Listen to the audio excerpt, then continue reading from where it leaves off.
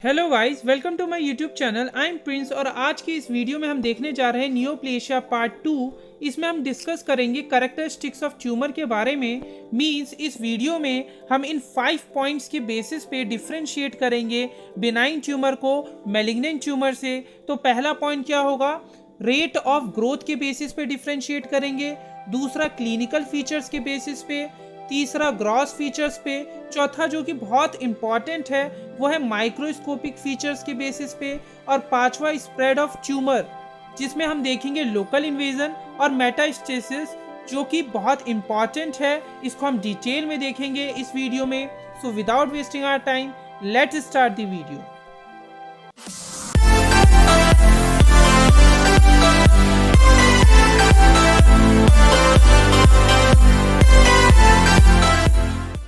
आइए सबसे पहले देखते हैं कि रेट ऑफ ग्रोथ के बेसिस पे कैसे डिफरेंशिएट करेंगे एक बिनाइन ट्यूमर को मैलिग्नेंट ट्यूमर से। अगर हम सबसे पहले मैलिग्नेंट ट्यूमर की बात करें, इनमें हमें इंक्रीज्ड माइटोटिक रेट देखने को मिलेगा एंड लेस डबलिंग टाइम देखने को मिलेगा। अब इंक्रीज माइटोटिक रेट का मतलब ये है कि जो सेल्स हैं वो बहुत जल्दी जल्दी डिवाइड करेंगे, यानी जो ग्रोथ है उस ट्यूमर की वो बहुत जल्दी होगी। एंड लेस डबलिंग टाइम, अब ये डबलिंग टाइम क्या होता है, मान लो कि अगर कोई ट्यूमर 1 सेंटीमीटर का है तो उसे 2 सेंटीमीटर का होने में कितना टाइम लगा, या फिर अगर वो 2 सेंटीमीटर का है उसे 4 सेंटीमीटर का होने में कितना टाइम लगा। ये जो ड्यूरेशन है जिसमें जो ट्यूमर का साइज है डबल हो रहा है, मतलब ट्यूमर का साइज डबल होने में जो टाइम लग रहा है ना, उसे हम बोल रहे हैं डबलिंग टाइम। जैसा कि अभी मैंने थोड़ी देर पहले आपको बताया कि जो मेलिग्नेंट ट्यूमर होते हैं उनमें इंक्रीज्ड माइटोटिक रेट होता है, मींस उनमें जो रेट ऑफ ग्रोथ है वो बहुत ज़्यादा हाई है। उधर सेल जल्दी जल्दी डिवाइड करे, मींस जो ट्यूमर है वो बहुत जल्दी ग्रो कर रहा है तो बहुत जल्दी ही डबल भी हो जाएगा साइज में, मींस जो टाइम है उसे डबल होने में कम लगेगा ना, तो इसीलिए लेस डबलिंग टाइम होता है मेलिग्नेंट ट्यूमर में। वहीं अगर मैं बिनाइन ट्यूमर की बात करूँ ना, वो स्लो ग्रोइंग होते हैं, इस वजह से उधर जो डबलिंग टाइम है वो ज़्यादा होगा, वहाँ हाई डबलिंग टाइम देखने को मिलेगा, क्योंकि वहाँ सेल्स तो है बहुत धीरे धीरे ग्रो करते हैं बिनाइन ट्यूमर में, तो उनको उसका उस ट्यूमर का साइज डबल होने में भी ज़्यादा टाइम लगेगा, तो वहाँ मोर डबलिंग टाइम होगा। ठीक है, तो इस तरीके से हम डिस्टिंग्विश कर सकते हैं रेट ऑफ ग्रोथ के बेसिस पे एक मेलिग्नेंट ट्यूमर को बिनाइन ट्यूमर से। मेलिग्नेंट ट्यूमर में क्या है, increase mitotic rate and less doubling time. And तीसरा पॉइंट क्या लिखा हुआ है, स्लोअर डेथ रेट। अब इस स्लोअर डेथ रेट का मतलब है the cell production exceeds the cell loss, means cell का जो प्रोडक्शन है वो ज़्यादा हो रहा है then the cell loss. But sometimes the tumour cells in the centre of the tumour, means sometimes जो ट्यूमर है उसके सेंटर में जो ट्यूमर सेल्स हैं उन तक एडिक्वेट नरिशमेंट नहीं पहुंच पाता, इस वजह से वहाँ पर क्या होता है, इस्कीमिक नेक्रोसिस। अब ये नेक्रोसिस क्या होता है, नेक्रोसिस का मतलब it is a type of cell death, और इसके बारे में मैं डिटेल में ऑलरेडी वीडियो बना चुका हूँ, आप जाकर वो भी देख सकते हैं। सेकेंड पॉइंट क्या है, rate of growth of malignant tumour is directly proportionate to the degree of differentiation.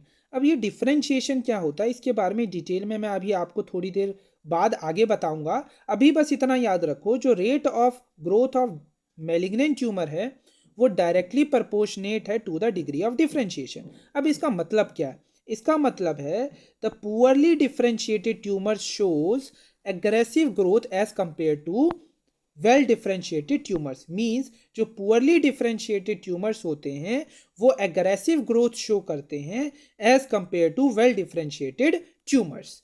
ठीक है, तो इस तरीके से हम रेट ऑफ ग्रोथ के बेसिस पे एक मेलिग्नेंट ट्यूमर को बिनाइन ट्यूमर से डिफरेंशिएट कर सकते हैं। अब देखते हैं कि आखिर क्लिनिकल फीचर के बेसिस पे हमें कैसे डिफरेंशिएट करना है एक बिनाइन ट्यूमर को मेलिग्नेंट ट्यूमर से।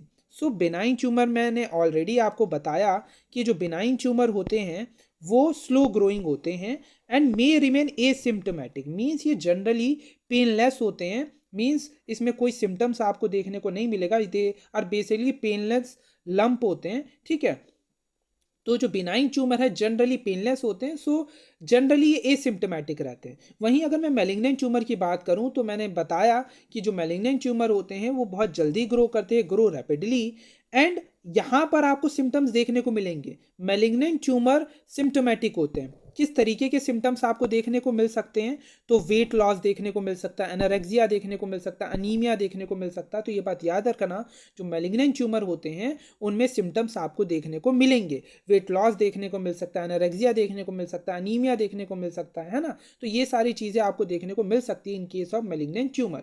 सो जो बिनाइन ट्यूमर है वो स्लो ग्रो करते हैं, वहीं जो मैलिग्नेंट ट्यूमर है वो रैपिडली ग्रो करेंगे। और जो बिनाइन ट्यूमर है वो जनरली एसिम्प्टोमेटिक रहेंगे, बट जो मैलिग्नेंट ट्यूमर है वो जनरली उनमें सिम्टम आपको देखने को मिलेगा।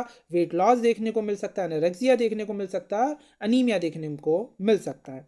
बट बिनाइन ट्यूमर में एक और इंपॉर्टेंट पॉइंट है जो आपको पता होना चाहिए, the benign tumour may produce serious symptom, but some time जो बिनाइन ट्यूमर है वो भी सीरियस सिम्टम्स प्रोड्यूस कर सकते हैं।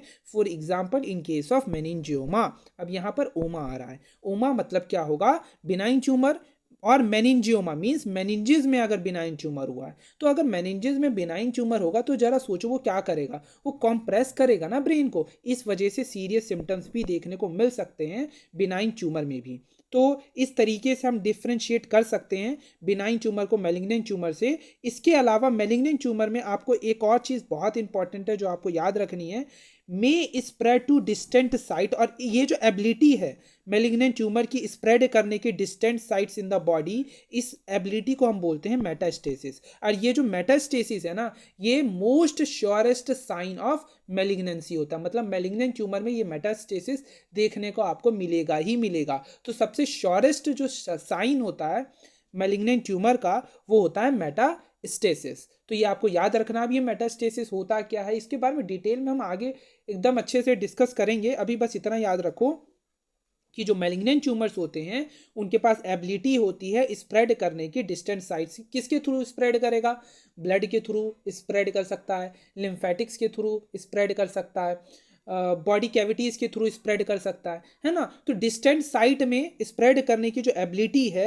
ट्यूमर सेल्स की और सेकेंडरी ट्यूमर फॉर्म करने की, इसी को हम क्या बोलते हैं, मेटास्टेसिस। और ये सबसे श्योरेस्ट साइन होता है मैलिग्नेंट ट्यूमर का। तो इस तरीके से हम क्लिनिकल फीचर्स के बेसिस पे एक बिनाइन ट्यूमर को मैलिग्नेंट ट्यूमर से डिफ्रेंशिएट कर सकते हैं। अब अगर मैं आपको ग्रॉस फीचर्स की बात करूं तो ग्रॉसली हम कैसे डिफ्रेंशिएट करेंगे एक बिनाइन ट्यूमर को मैलिग्नेंट ट्यूमर से, तो अगर आप ग्रॉसली देखोगे ना तो बिनाइन ट्यूमर हमारे कैसे होंगे, स्फेरिकल होंगे और ओवॉइड इन शेप होंगे और एनकैप्सुलेटेड होंगे और वेल सर्कमस्क्राइब्ड होंगे। वहीं अगर मैं मैलिग्नेंट ट्यूमर्स की बात करूं तो ये इररेगुलर इन शेप होंगे और पुअरली सर्कमस्क्राइब्ड होंगे। ये चीज़ें मैं अभी आपको डायग्राम से समझाऊंगा ना तो आपको बहुत अच्छे से समझ में आएगा। बस अभी इतना याद रखो, जो बिनाइन ट्यूमर्स हैं वो जनरली स्फेरिकल होंगे, ओवॉइड इन शेप होंगे और एनकैप्सुलेटेड होंगे और वेल सर्कमस्क्राइब्ड होंगे। वहीं जो मैलिग्नेंट ट्यूमर है, मैलिग्नेंट ट्यूमर जो होंगे वो इररेगुलर इन शेप होंगे एंड पुअरली सर्कमस्क्राइब्ड होंगे। अब वेल सर्कमस्क्राइब्ड, पुअरली सर्कमस्क्राइब्ड का मतलब इतना ही है कि आपको एक लाइन ऑफ डिमार्केशन देखने को मिलेगी बिनाइन ट्यूमर में, बट ये जो लाइन ऑफ डिमार्केशन है ना, ये आपको एब्सेंट मिलेगी मैलिग्नेंट ट्यूमर्स में। तो ये इस तरीके से हम ग्रॉस देख के भी हम पता कर सकते हैं कि बिनाइन ट्यूमर है या मैलिग्नेंट ट्यूमर है। और तीसरा एक और इंपॉर्टेंट है जिसके बेसिस पे हम डिफ्रेंशिएट कर सकते हैं ग्रॉसली, तो जो बिनाइन ट्यूमर होते हैं ना, जब ये बड़े होते हैं तो ये बड़े होके क्या करते हैं, उसके जो सराउंडिंग टिश्यू होते हैं ना उसको कॉम्प्रेस करते हैं, मीन्स उसे दबाते हैं। वहीं जो मैलिग्नेंट ट्यूमर होते हैं वो सराउंडिंग टिश्यू को इन्वेड कर देते हैं, मतलब वो उसमें घुस ही जाते हैं। तो बहुत इंपॉर्टेंट है कि जो मैलिग्नेंट ट्यूमर्स होते हैं वो क्या करते हैं, invade the surrounding tissue, means उसमें वो घुस ही जाएंगे। वहीं जो बिनाइन ट्यूमर होंगे वो क्या करेंगे, वो सराउंडिंग टिश्यू को कंप्रेस करेंगे, मीन्स सिर्फ दबाएंगे। सो ग्रॉसली अगर हमें डिफ्रेंशिएट करना होगा बिनाइन ट्यूमर को मैलिग्नेंट ट्यूमर से, सो बिनाइन ट्यूमर हमारे स्फेरिकल और ओवॉइड इन शेप होते हैं और एनकैप्सुलेटेड होंगे और वेल सर्कमस्क्राइब्ड होंगे, मींस लाइन ऑफ डिमार्केशन आपको देखने को मिलेगी और सराउंडिंग टिश्यू को ये कंप्रेस्ड करेंगे, वहीं कंप्रेस करेंगे। और वहीं जो मैलिग्नेंट ट्यूमर्स हैं वो इररेगुलर इन शेप होंगे, पुअरली सर्कमस्क्राइब्ड होंगे, मींस लाइन ऑफ डिमार्केशन यहाँ आपको देखने को नहीं मिलेगी और जो ये सराउंडिंग टिश्यू है उनमें इन्वेड कर जाएंगे, मींस घुस जाएंगे। अब यही चीज़ अगर मैं आपको एक बार डायग्राम से दिखाऊं तो ये वाला डायग्राम देखो। अब ये इस डायग्राम में ये शो कर रहा है बिनाइन ट्यूमर को और ये शो कर रहा है मैलिग्नेंट ट्यूमर को। अब यहाँ पर आप देख सकते हैं ये जो बिनाइन ट्यूमर है ये कैसा है, स्फेरिकल है ना, ओवल इन शेप है ना, तो ये क्या है, हमारा ओवल और स्फेरिकल इन शेप है, मीन्स ये कैसा क्या है, ये बिनाइन ट्यूमर है। वहीं मैलिग्नेंट ट्यूमर हमारा कैसा होता है, इर्रेगुलर इन शेप होता है। ये कैसा है, इर्रेगुलर इन शेप है। यहाँ पर आपको एक लाइन ऑफ डिमार्केशन देखने को मिलेगी, मीन्स वेल सर्कमस्क्राइब्ड होते हैं। वहीं जो मैलिग्नेंट ट्यूमर होता है वो पुअरली सर्कमस्क्राइब्ड होते हैं, यहाँ पर आपको कोई लाइन ऑफ डिमार्केशन नहीं दिखेगी। ठीक है, इसके अलावा ये जो बिनाइन ट्यूमर होते हैं ये क्या करेंगे, सराउंडिंग टिश्यू को कंप्रेस करेंगे, दबाएंगे। वहीं जो मैलिग्नेंट ट्यूमर है ये उनमें इन्वेड कर जाएंगे, ये उसमें घुस जाएंगे। सो इस तरीके से हम ग्रॉसली डिफ्रेंशिएट कर सकते हैं बिनाइन ट्यूमर को मैलिग्नेंट ट्यूमर से। अब देखेंगे हम माइक्रोस्कोपिक फीचर के बेसिस पे कैसे डिफ्रेंशिएट करना है बिनाइन ट्यूमर को मैलिग्नेंट ट्यूमर से। और ये जो माइक्रोस्कोपिक फीचर्स होते हैं ना, ये सबसे ज़्यादा इंपॉर्टेंट होते हैं, क्योंकि इसी बेसिस पे एक पैथोलॉजिस्ट डिसाइड करता है कि मैलिग्नेंट ट्यूमर है या बिनाइन ट्यूमर है। अब ये माइक्रोस्कोपिक फीचर्स होते क्या हैं, इससे पहले एक चीज़ जानो कि लैक ऑफ डिफ्रेंशिएशन।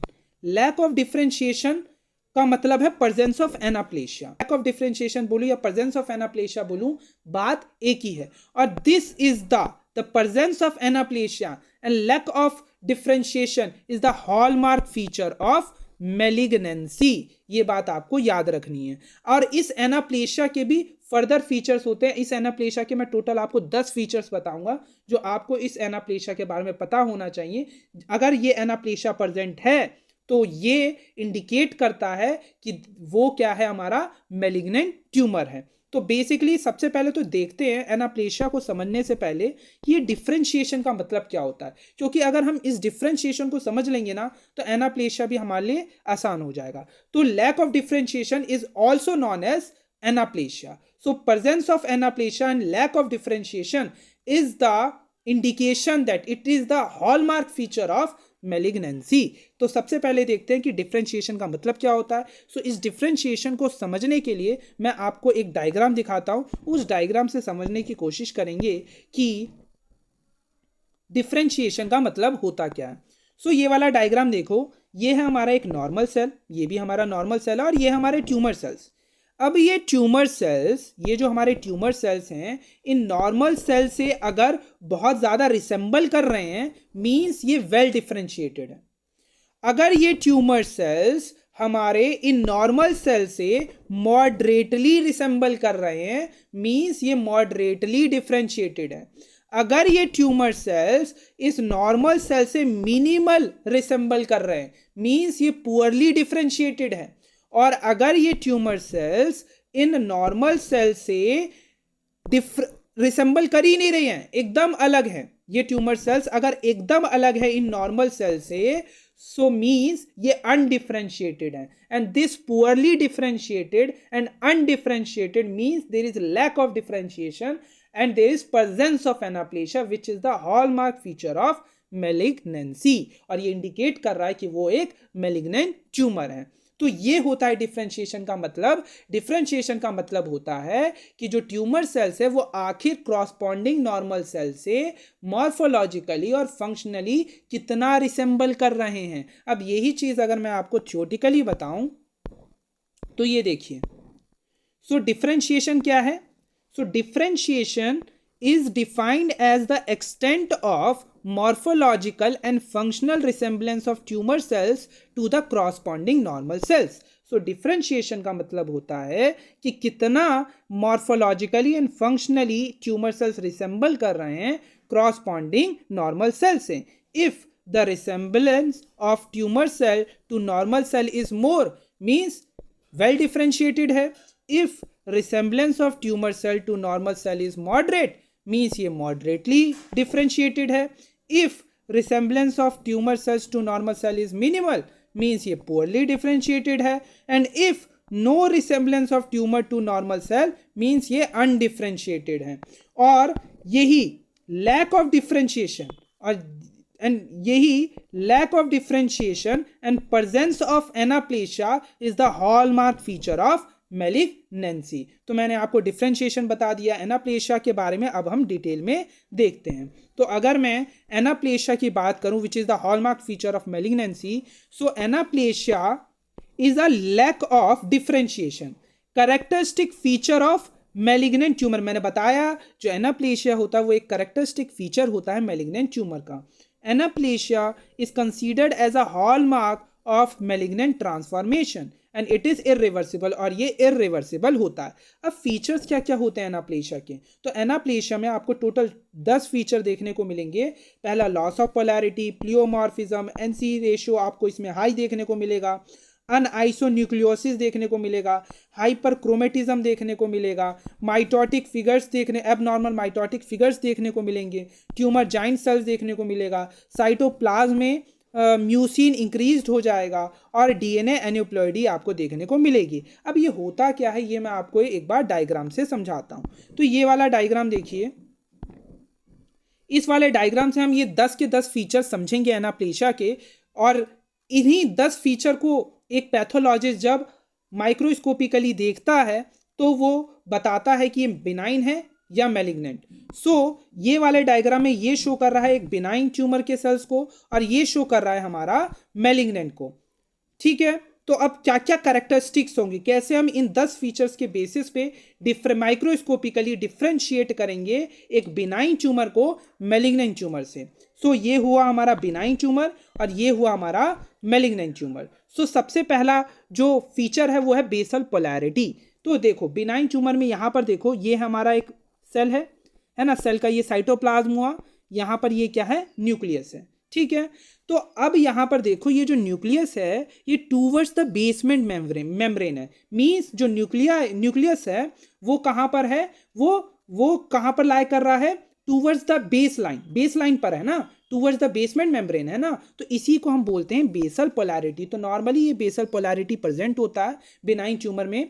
वहीं अगर मैं मैलिग्नेंट ट्यूमर होगा तो वहां पर लॉस ऑफ बेसल पोलैरिटी देखने को मिलेगी। मींस जो न्यूक्लियस है वो away from the basement membrane चला जाएगा, ऊपर चला जाएगा या सेंटर में आ जाएगा, but away from the base line चला जाएगा। Means away from the basement membrane nucleus चला जाएगा, और इसी को हम क्या बोलते हैं, लॉस ऑफ बेसल पोलैरिटी। दूसरा फीचर है प्लियोमॉर्फिज्म। प्लियोमॉर्फिज्म का मतलब होता है variation in shape and size of the cell. तो जो बिनाइन ट्यूमर होता है वहां पर जो सेल्स होंगे उनका जो शेप और साइज होगा देखो लगभग बराबर है ना। बट वहीं अगर मैं इस मैलिग्नेंट की बात करूं तो यहां पर जो शेप है, साइज है, वो डिफरेंट है, हर सेल का एकदम डिफरेंट है। तो ये इसी ये जो different variation in shape and size है, variation in shape and size को ही हम क्या बोलते हैं, प्लियोमॉर्फिज्म। और ये प्लियोमॉर्फिज्म प्रेजेंट होता है हमारा मैलिग्नेंट ट्यूमर में, और यही हमारा एब्सेंट होगा कहाँ पर, बिनाइन में। So pleomorphism, the presence of pleomorphism भी हमारा एक फीचर होता है एनाप्लेशिया का। सो तीसरा फीचर क्या है, न्यूक्लियोसाइटोप्लाज्मिक रेशियो हाई। अब इसका मतलब क्या है कि नॉर्मली जो बिनाइन ट्यूमर है उसमें आपको क्या देखने को मिल रहा है, जो न्यूक्लियस का साइज है वो छोटा है, जो साइटोप्लाज्म है वो बड़ा है। मींस नॉर्मली जो बिनाइन ट्यूमर हैं उनमें तो न्यूक्लियोसाइटोप्लाज्मिक रेशियो लो होगा, वहीं जो एनसी रेशियो है वो हाई होता है किसके केस में, एनाप्लेशिया के केस में, मींस मैलिग्नेंट ट्यूमर के केस में, क्योंकि यहाँ पर जो न्यूक्लियस का साइज होता है वो बड़ा होता है as compare to cytoplasm. So NC ratio high होगा in case of malignant tumour, means anaplasia में आपको एनसी रेशियो हाई मिलेगा। चौथा फीचर क्या है, अनआइसोन्यूक्लियोसिस। अब इस वर्ड को तोड़ो, आपको मतलब अपने आप समझ में आ जाएगा। एन का मतलब नो, आइसो मतलब सेम, न्यूक्लियस मींस जो एनाप्लेशिया जहां पर आपको देखने को मिलेगा ना, यहां पर देखो न्यूक्लियस का साइज हर जगह डिफरेंट है, कहीं बड़ा है कहीं छोटा है, और इसी को हम बोलते हैं अनआइसोन्यूक्लियोसिस।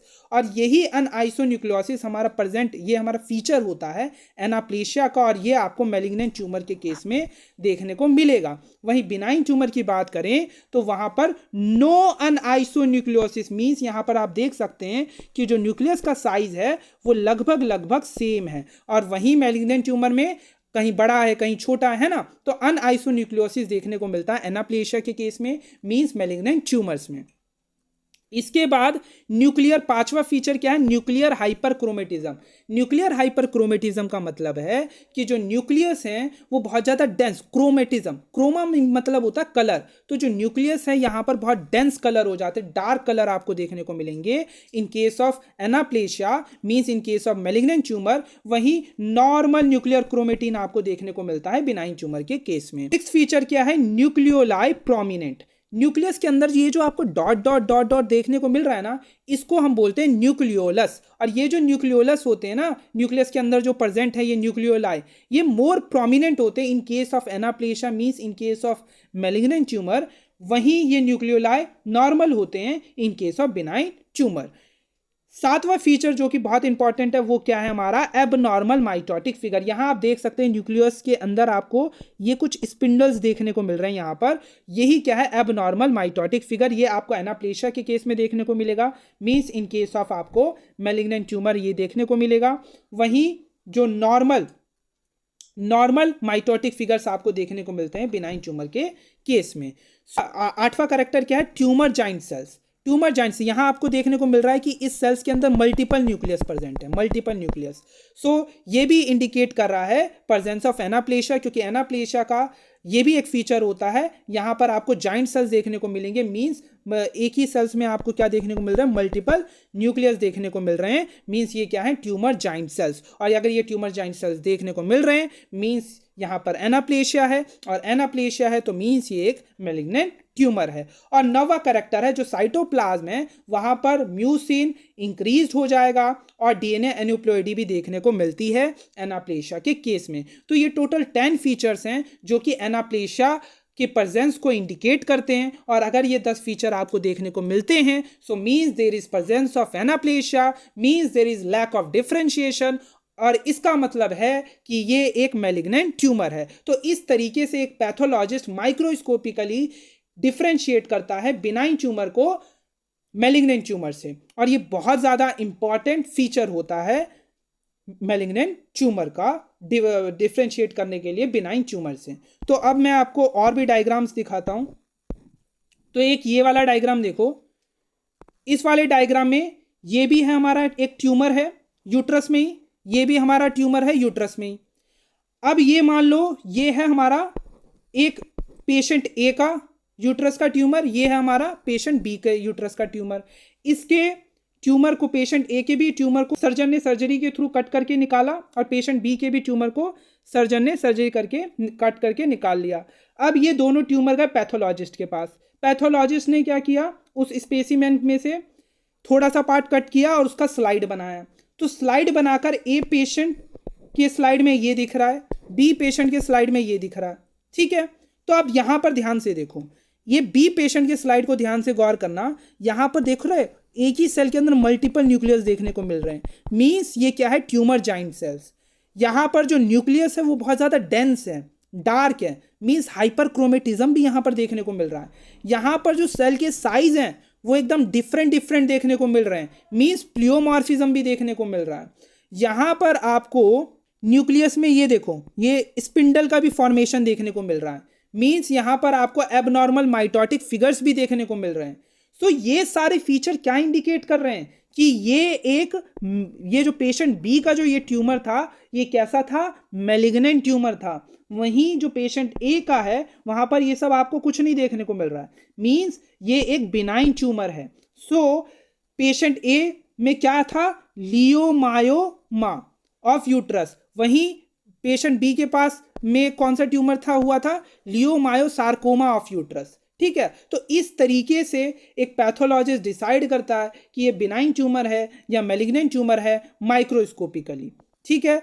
समझ में आया। अब अगर मैं और डायग्राम आपको और स्लाइड्स दिखाऊं, तो ये वाला डायग्राम देखो, यहां पर ये जो स्पिंडल्स हैं ये क्या शो कर रहे हैं, एबनॉर्मल माइटोटिक फिगर्स आपको देखने को मिल रहे हैं। ये देखो यहां पर आपको क्या देखने को मिल रहा है, ट्यूमर जाइंट सेल्स आपको देखने को मिल रहे हैं, ठीक है। ये वाला डायग्राम देखो, यहां पर आपको एबनॉर्मल माइटोसिस देखने को मिल रहा है, यहां पर भी स्पिंडल फॉर्मेशन, यहां पर भी स्पिंडल फॉर्मेशन आपको देखने को मिल रहा है, यहां पर भी स्पिंडल फॉर्मेशन देखने को मिल रहा है, यहां पर भी स्पिंडल फॉर्मेशन देखने को, मींस यहां पर एबनॉर्मल माइटोसिस आपको देखने को मिल रहा है।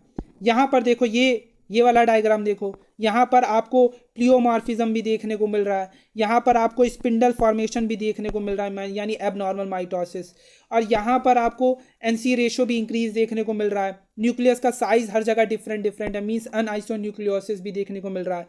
न्यूक्लियस बहुत ज़्यादा डार्क है, मीन्स न्यूक्लियर हाइपरक्रोमेटिज्म भी देखने को मिल रहा है।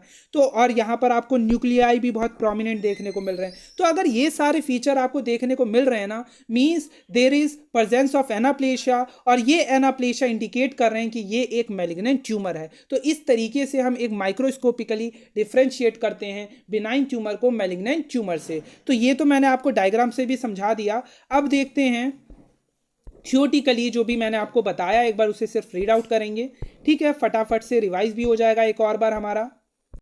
सो पहला है loss of polarity. So normally the nuclei of epithelial cells are oriented along the basement membrane which is termed as basal polarity, but in tumor cells lost their basal polarity so that the nuclei tends to lie away from the basement membrane, और इसी को हम क्या बोलते हैं, loss of basal polarity. दूसरा feature क्या है, प्लियोमॉर्फिज्म। प्लियोमॉर्फिज्म मीन्स क्या होता है, मैंने ऑलरेडी आपको बताया, variation in size and shape of the tumour cells. तीसरा क्या है, NC ratio, nucleocytoplasmic ratio, the nuclei are enlarged disproportionate to the cell size so that the nucleocytoplasmic ratio is increased. In normal cells the nuclear cytoplasmic ratio means जो NC ratio होता है वो 1:4 होता है, whereas it become 1:1 in anaplastic cells. चौथा feature क्या है, अनआइसोन्यूक्लियोसिस। अनआइसोन्यूक्लियोसिस का मतलब होता है the nuclei show variation in size and shape in the malignant tumor cells, मतलब जो न्यूक्लियस का साइज है उसमें वेरिएशन है, इसी को हम क्या बोलते हैं, अनआइसोन्यूक्लियोसिस। पांचवा फीचर क्या है, हाइपरक्रोमेटिज्म। इंक्रीज्ड न्यूक्लियर मटेरियल और DNA is responsible for dark staining of the cell called hyperchromasia. Sixth feature है न्यूक्लियर चेंज। न्यूक्लियर चेंज में क्या देखने को मिलेगा, malignant cells have a prominent nucleolus. बताया था, दिखाया भी था मैंने कि कैसे मैलिग्नेंट सेल्स में जो न्यूक्लियोलस होते हैं वो बहुत ज़्यादा प्रोमिनेंट होते हैं। सेवंथ फीचर क्या है, mitotic figures. Tumour cells show large number of normal और एबनॉर्मल माइटोसिस। और आठवां फीचर क्या है, tumor giant cells means multinucleated tumor giant cells is a important features of malignant cells. अब ये जितने भी फीचर्स मैंने बताए ना एनाप्लेशिया के, ये सारे फीचर हमारे डिस्प्लेशिया में भी प्रेजेंट होते हैं, बट फर्क इतना होता है कि जो एनाप्लेशिया होता है वो इरिवर्सिबल होता है, वहीं जो डिस्प्लेशिया होता है वो रिवर्सिबल होता है। सो अब हम देखते हैं कि ये जो मेटाप्लेशिया है, डिस्प्लेशिया है और एनाप्लेशिया है, इन तीनों में आखिर डिफरेंस क्या होता है, आखिर हम इन तीनों वर्ड को डिफरेंशिएट कैसे करेंगे, मेटाप्लेशिया को डिस्प्लेशिया से, डिस्प्लेशिया को एनाप्लेशिया से, आखिर हमें कैसे डिफरेंशिएट करना है, तो ये भी एक बार हम देख लेते हैं।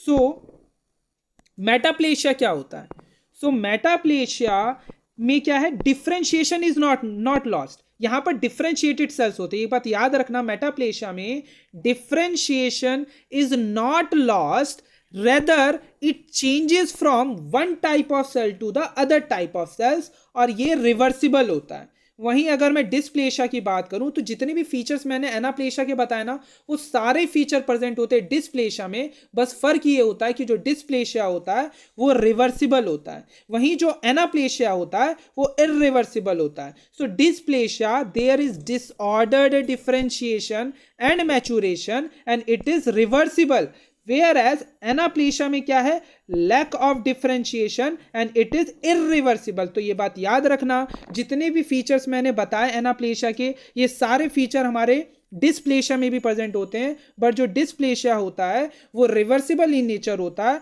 और एनाप्लेशिया इरिवर्सिबल इन नेचर होता है। सो सबसे पहले होता है मेटाप्लेशिया, फिर होता है डिस्प्लेशिया और फिर होता है एनाप्लेशिया। सो ये जो मेटाप्लेशिया और डिस्प्लेशिया है ये होते हैं रिवर्सिबल इन नेचर, वहीं जो एनाप्लेशिया है वो होता है इरिवर्सिबल इन नेचर। सो पहले होता है मेटाप्लेशिया, फिर होता है डिस्प्लेशिया, फिर होता है एनाप्लेशिया। जो मेटाप्लेशिया और डिस्प्लेशिया होते हैं ये दोनों रिवर्सिबल इन नेचर होते हैं, और जो एनाप्लेशिया होता है वो इरिवर्सिबल इन नेचर होता है। और ये जो डिस्प्लेशिया है, यही डिस्प्लेशिया क्या होती है, बिनाइन कंडीशन होती है, मींस प्री मैलिग्नेंट कंडीशन होती है। और ये जो एनाप्लेशिया है which is the hallmark of malignancy. तो ये बात याद रखना, जो डिस्प्लेशिया है it is a benign condition means pre malignant condition, whereas the anaplasia is the hallmark of malignancy.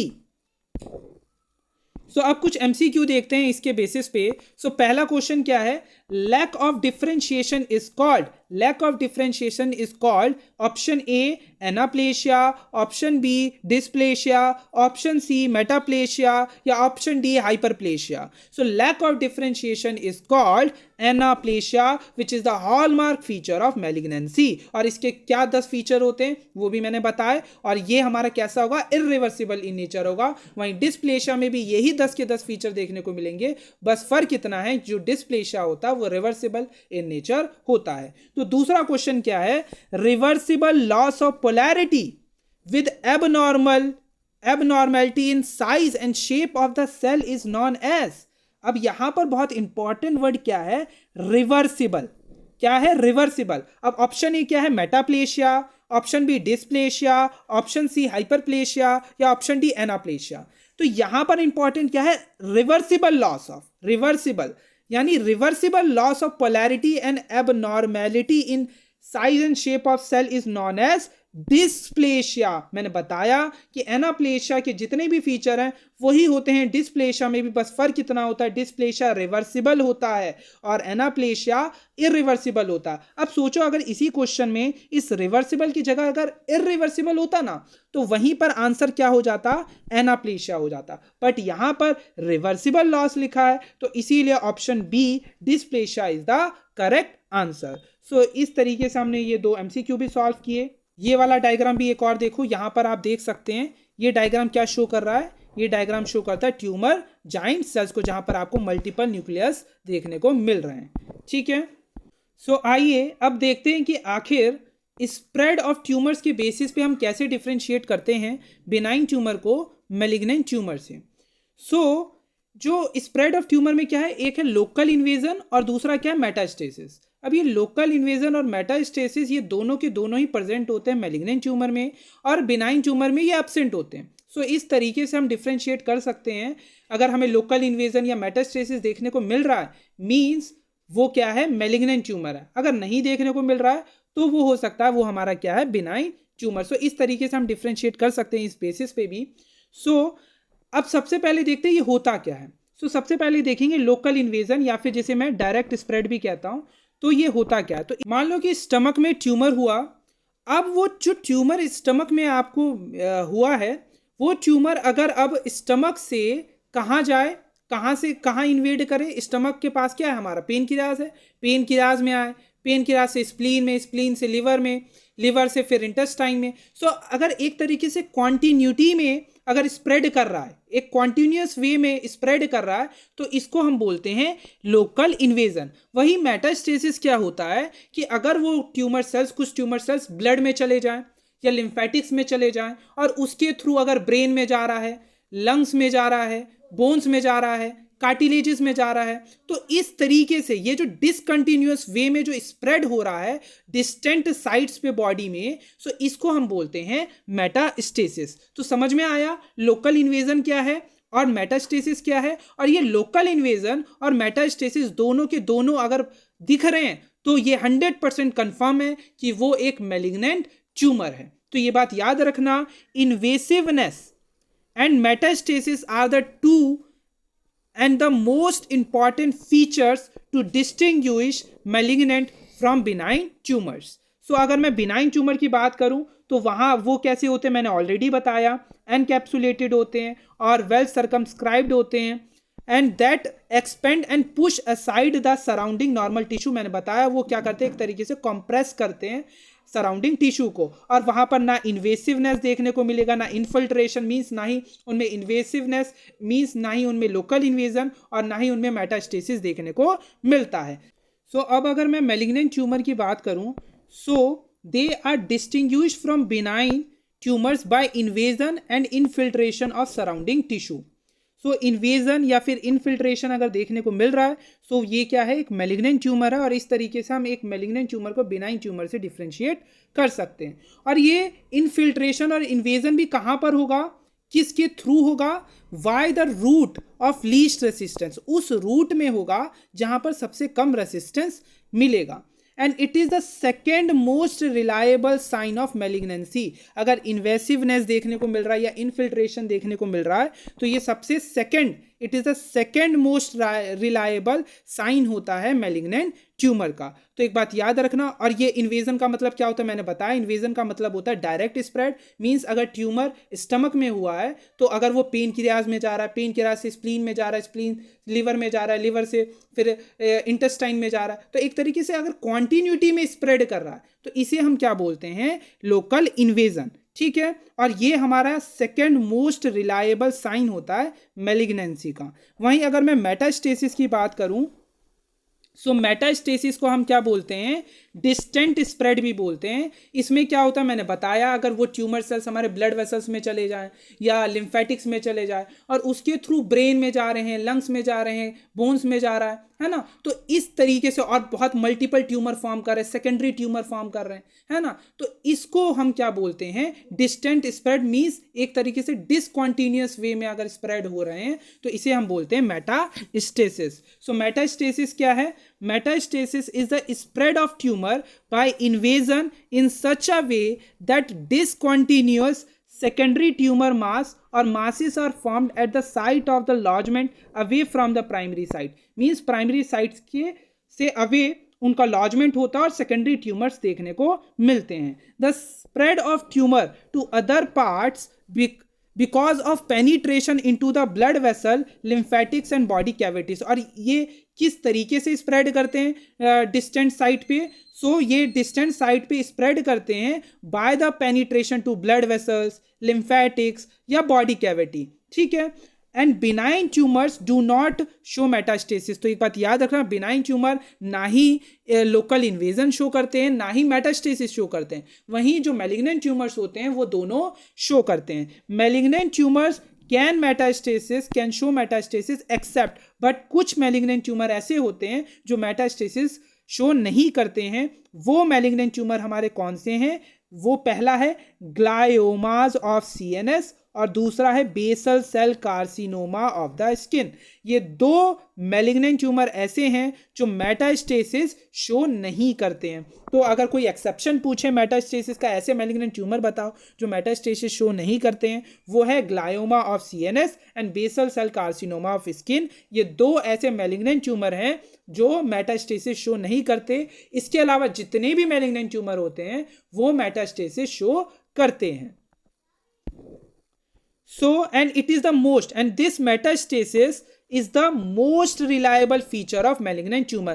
तो अगर सबसे reliable feature कोई पूछे malignant tumor का तो मेटास्टेसिस है, और अगर कोई पूछे second most reliable feature of malignant tumor तो वो है local invasion। तो ये बात आपको पता होना चाहिए। और इन्वेजन और मेटास्टेसिस क्या होता है मैंने बताया कि जो लोकल इन्वेजन का मतलब होता है कि अगर, जिसे हम डायरेक्ट स्प्रेड भी बोलते हैं, मींस अगर कॉन्टिन्यूअस वे में स्प्रेड कर रहा है, मीन्स स्टमक में ट्यूमर हुआ है तो अगर पेनक्रियाज में जा रहा है, स्प्लीन में जा रहा है, लिवर में जा रहा है, इंटेस्टाइन में जा रहा है, तो एक क्वांटिन्यूटी में स्प्रेड कर रहा है। सो इसको हम बोलते हैं लोकल इन्वेजन।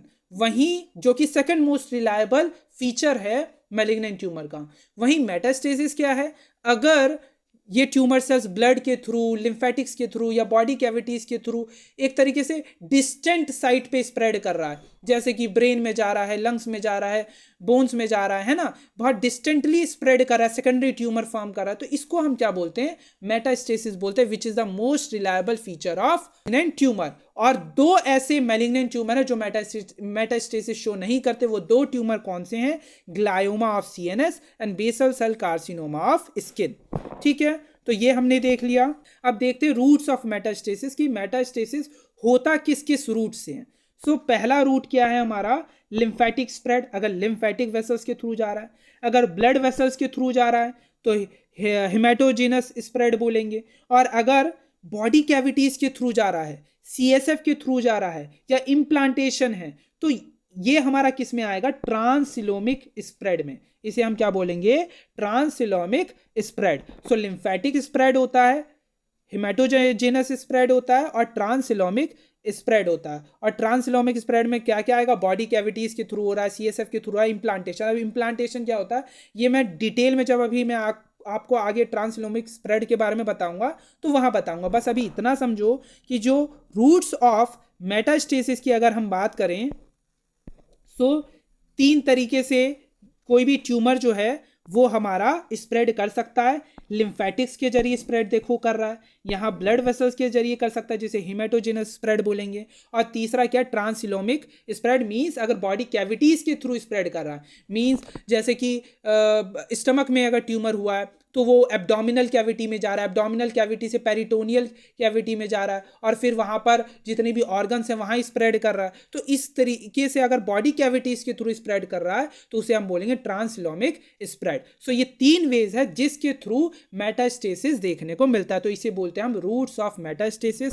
तो अगर हम रूट्स ऑफ मेटास्टेसिस की बात करें तो 3 रूट देखने को मिलते हैं। पहला रूट हमारा क्या है, लिम्फेटिक स्प्रेड, ठीक है। दूसरा स्प्रेड हमारा क्या है, हिमेटोजेनस स्प्रेड। और तीसरा हमारा क्या है, ट्रांससिलोमिक स्प्रेड। अब ट्रांससिलोमिक स्प्रेड की अगर मैं बात करूं ना, तो अगर बॉडी कैविटीज के थ्रू हो रहा है ना, अगर सीएसएफ के थ्रू हो रहा है, मान लो कि अगर ब्रेन में ट्यूमर हुआ है ना, मैलिग्नेंट ट्यूमर है, ब्रेन में एक मैलिग्नेंट ट्यूमर है, तो वो वहां से सीएसएफ में जा रहा है, सीएसएफ के थ्रू वो स्पाइनल कॉर्ड में जा रहा है और वहां पर सेकेंडरी ट्यूमर फॉर्म कर रहा है। तो ये क्या एक तरीके से सीएसएफ के थ्रू जा रहा है ना, स्प्रेड कर रहा है। या फिर इम्प्लांटेशन, इम्प्लांटेशन का मतलब कि मान लो कि एक सर्जन था, उसने क्या किया, स्कापल यूज किया, सर्जरी के टाइम पे उसने एक मैलिग्नेंट ट्यूमर को उससे कट किया, है ना। अब स्काल्पल पे क्या होगा, उस स्काल्पल पे जो मैलिग्नेंट ट्यूमर्स के जो सेल होंगे वो होंगे और उसने बिना स्टेरिलाइजेशन के दूसरे पेशेंट पे वही सेम स्काल्पल यूज किया, तो वो जो ट्यूमर सेल्स होंगे, मैलिग्नेंट ट्यूमर सेल्स होंगे, वो दूसरे पेशेंट में चले जाएंगे। सो इसको हम बोलते हैं इम्प्लांटेशन, ठीक है। तो ये भी हमारा ट्रांससिलोमिक स्प्रेड में आता है। सो अगर मैं पाथवे ऑफ स्प्रेड की अगर मैं बात करूं तो उसमें हमारे क्या है, direct seeding of body cavities या सरफेसेस, लिम्फेटिक स्प्रेड आता है और हिमेटोजेनस स्प्रेड आता है।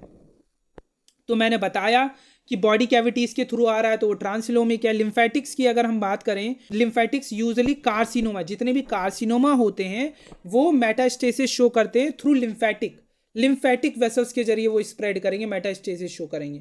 वहीं जितने भी सार्कोमा होते हैं वो यूजुअली हिमेटोजेनस स्प्रेड शो करेंगे, ठीक है। तो ये बात याद रखना, जो कार्सिनोमा, इस पे एमसीक्यू बनता है, जो कार्सिनोमा होते हैं वो लिम्फेटिक स्प्रेड शो करते हैं, वहीं जो सार्कोमा होते हैं वो हिमेटोजेनस स्प्रेड शो करते हैं। तो अगर मैं लिम्फेटिक स्प्रेड की बात करूं तो यहाँ पर क्या होता है, लिम्फेटिक वेसल्स क्या होती हैं, ये भी एक तरीके से ब्लड वेसल्स की तरह होती है ना। लिम्फेटिक वेसल्स भी तो ब्लड वेसल्स की तरह होती हैं। इनमें क्या होती है, इनमें भी एंडोथीलियम देखने को मिलती है और इन लिम्फेटिक वेसल्स के बीच बीच में क्या प्रेजेंट होते हैं, लिम्फ नोड्स प्रेजेंट होते हैं। तो जब ये ट्यूमर सेल्स, मान लो कि कोई कार्सिनोमा है और वो इस लिम्फेटिक वेसल्स के जरिए स्प्रेड कर रहा है, तो इन लिम्फेटिक वेसल्स से जब जाता है तो बीच बीच में लिम्फ नोड्स आएंगे। तो जो पहला लिम्फ नोड इन्वॉल्व होगा उसको हम बोलेंगे सेंटिनल लिम्फ नोड, ठीक है। तो सेंटिनल लिम्फ नोड क्या होता है, so sentinel lymph node is the first lymph node to receive the lymph flow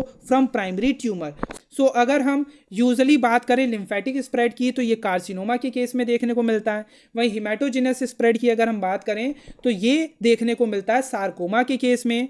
और ये जो लिम्फेटिक स्प्रेड है इसमें जो पहला लिम्फ नोड इन्वॉल्व होगा उसे हम क्या बोलेंगे, सेंटिनल लिम्फ नोड। जो पहला लिम्फ नोड है जो रिसीव कर रहा है lymph flow from primary tumour, उस लिम्फ नोड को हम क्या बोलेंगे, सेंटिनल लिम्फ नोड। वहीं अगर हम हिमेटोजेनस स्प्रेड की बात करें, इसमें ब्लड वेसल्स के जरिए अगर स्प्रेड कर रहा है, और ये जनरली कौन से होते हैं, ये सार्कोमाज होते हैं, ठीक है।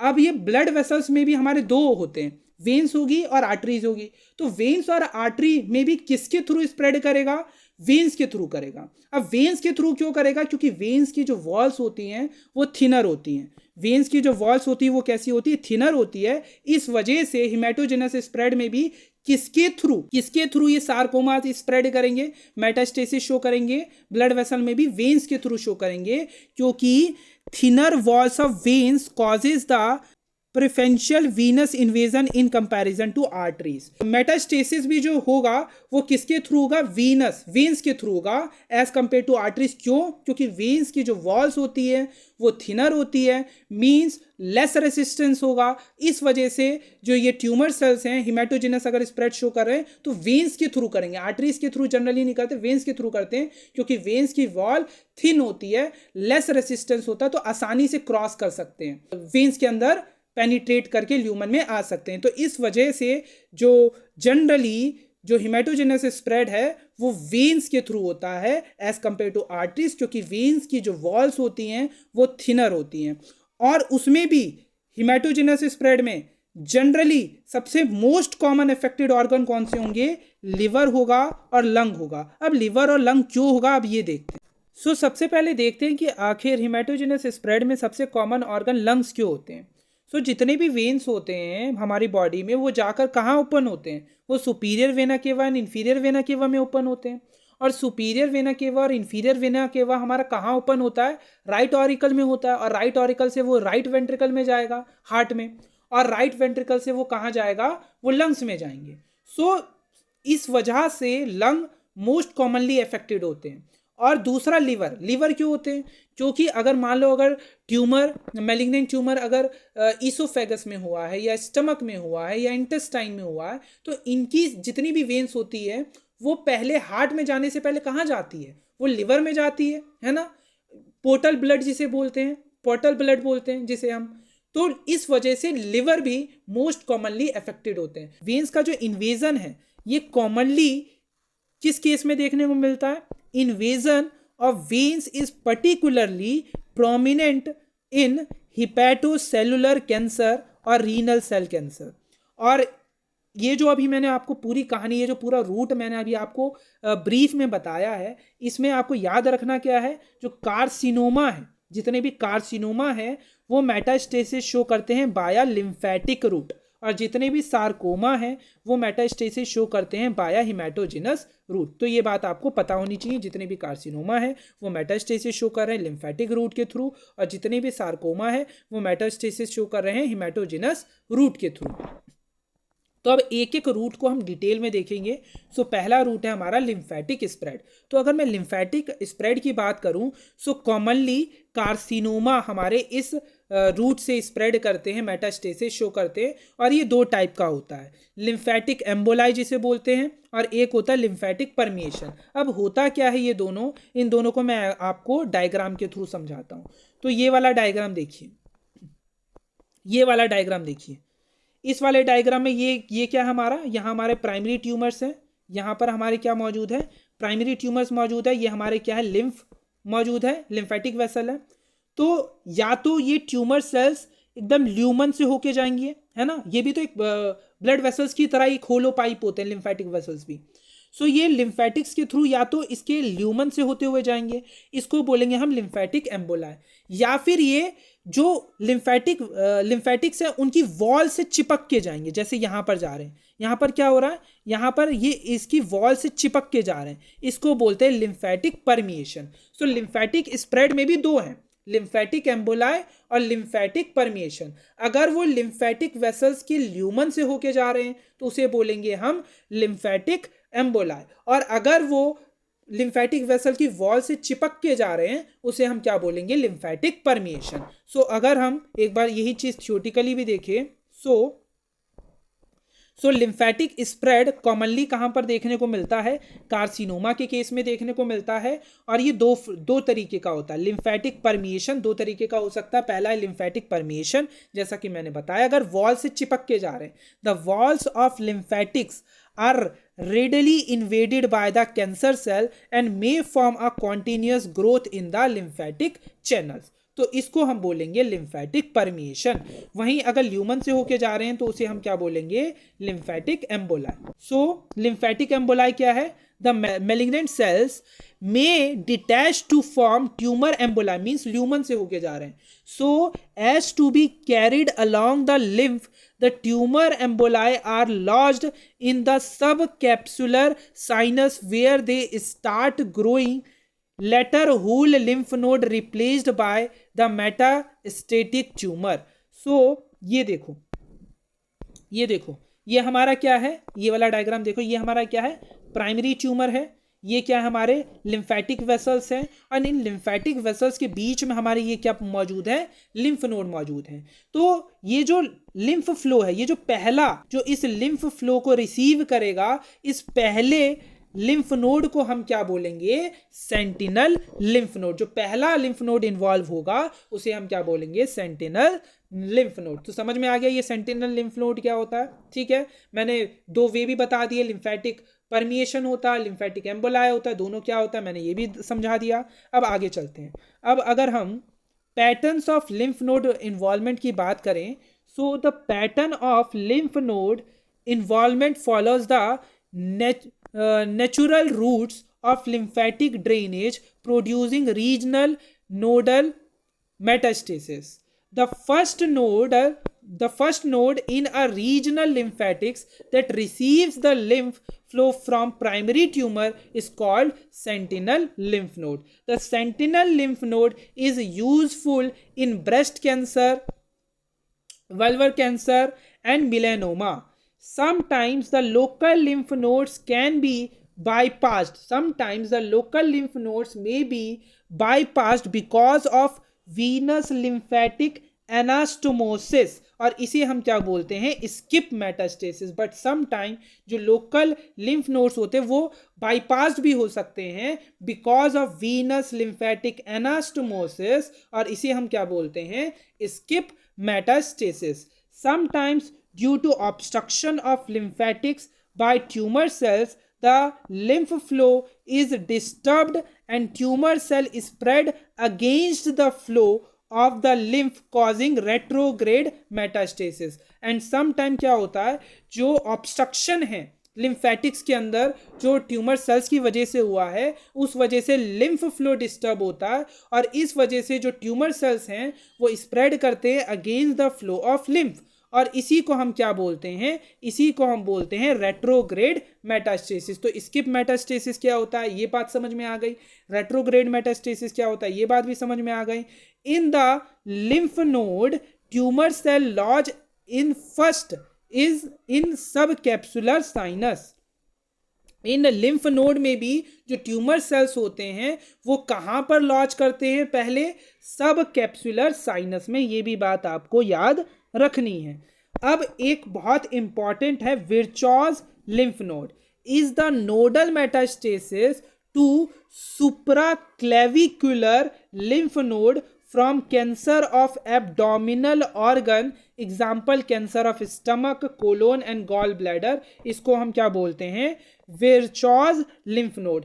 सो विर्चॉज लिम्फ नोड क्या है, is a nodal metastasis to supraclavicular lymph node from cancers of abdominal organ, example cancer of stomach, colon and gall bladder. So abdominal organ जैसे कैंसर हुआ स्टमक में, कोलोन में, गॉल ब्लैडर, उसकी वजह से अगर मेटास्टेसिस हुआ है कहाँ पर, nodal metastasis to supraclavicular lymph node, so इसको हम क्या कहते हैं, इसको हम बोलते हैं विर्चॉज लिम्फ नोड. सो ये सब चीज़ें आपको लिम्फेटिक स्प्रेड में पता होनी चाहिए. अब देखते हैं हिमेटोजिनस spread.